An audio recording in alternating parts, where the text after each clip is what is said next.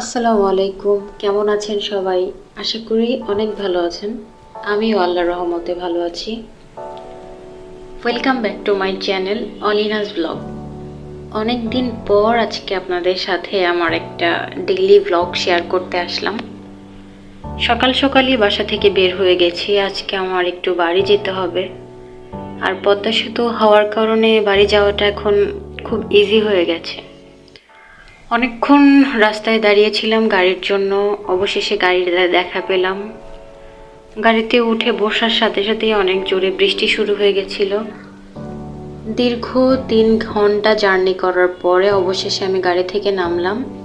এখন একটা ভ্যান নিয়ে নিয়েছি আমার বাড়ি যাওয়ার জন্য। বাড়ি এসে ফ্রেশ হয়ে খাওয়া দাওয়া করে একটু বাড়ির বাইরে দেখছিলাম। যেহেতু আমাদের বাড়িতে নতুন করে ঘরের কাজ করা হচ্ছে, তার জন্য আমাদের বাড়ির অবস্থা একটু খারাপ। কিন্তু ভালো লাগলো বাসার সামনে যে গেটটাতে, সেটাতে যে অনেক সুন্দর করে অপরাজিতা গাছ বড় হয়েছে, সেটা দেখতে খুব ভালো লাগছিল। রাত্রিবেলা অনেক বেশি বৃষ্টি হয়েছে।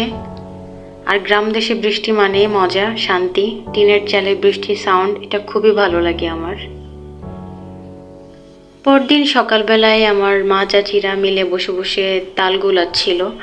এটা গ্রাম দেশেই বেশি দেখা যায়। আমার খুব ভালো লাগলো জিনিসটা, এই জন্য আমি ভিডিওটা করলাম। আর এই তালটা অনেক বেশি মিষ্টি ছিল। এই যে দেখেন তালটা গোলানোর পরে ফাইনাল লুক।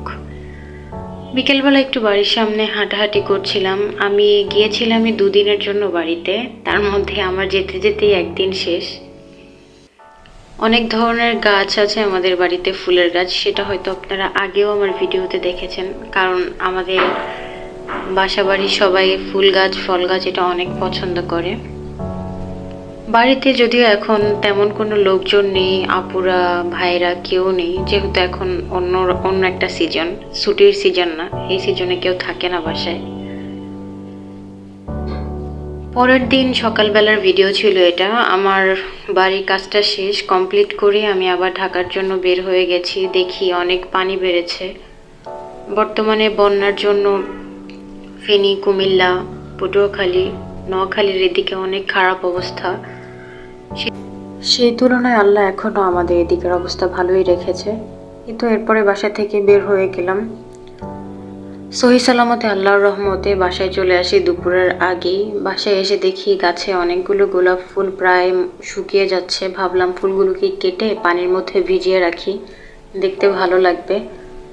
আমি ম্যাক্সিমাম টাইম এরকমই করি, গাছের ফুলগুলোকে কেটে কেটে একটা বোতলের মধ্যে পানির মধ্যে ভিজিয়ে রাখি, দেখতে আমার অনেক ভালো লাগে। এখানে অনেক সুন্দর টাইম ফুল গাছও হয়েছে। তারপরে আমি এখান থেকে কিছু গোলাপ ফুল, কিছু নয়নতারা, কিছু টাইম ফুল নিয়ে একটা তোড়া বানিয়ে নিয়েছি। এখন এগুলোকে আমি একটা বোতলের মধ্যে সুন্দর করে পানি দিয়ে ভিজিয়ে রাখবো।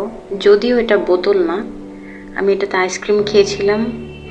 এরপর এটাকে সুন্দর করে সাজিয়েছি কাগজ দিয়ে। এই যে হচ্ছে এটার ফাইনাল লুক। আমার কাছে দেখতে খুব ভালো লাগছিল। এভাবে রুমে রেখে দিলে আমার খুবই ভালো লাগে। সাথে কিছু মানি প্ল্যান্ট গাছও রেখেছিলাম। যখন আবার ফুলগুলো শুকিয়ে যাবে তখন আমি আবার নতুন করে ফুল রাখবো এটার মধ্যে। এরপরে বাড়ি থেকে কিছু জাম্বুরা নিয়ে এসেছিলাম। সেই জাম্বুরা একটু মরিচের গুঁড়া, লবণ দিয়ে মাখিয়েছি। এভাবে খেতে খুব মজা লাগে। বাসায় আপনারা ট্রাই করে দেখবেন। বিকেলবেলা বাসায় কিছু পপকর্ন ভেজেছিলাম। পপকর্ন খেতে কার কার ভালো লাগে? আমার তো ভালোই লাগে। এটা আমি ফার্স্ট টাইম ট্রাই করেছি বাসায়, আলহামদুলিল্লাহ ভালোই হয়েছে। আজকের ভিডিওটি এই পর্যন্তই। খুব ছোট্ট একটা ভিডিও আপনাদের সাথে শেয়ার করলাম, সেই আমার বাড়ি যাওয়া থেকে শুরু করে ঢাকায় আসা পর্যন্ত। আমার ভিডিওটি যদি আপনাদের ভালো লাগে অবশ্যই আমার চ্যানেলটিকে সাবস্ক্রাইব করবেন। বন্যার্তদের জন্য সবাই দোয়া করবেন। এরকম পরিস্থিতির মধ্যে ভিডিও দিতেও ভালো লাগে না, তারপরও আজকে অনেক দিন পরে একটা ভিডিও দিয়েছি। ধন্যবাদ সবাইকে।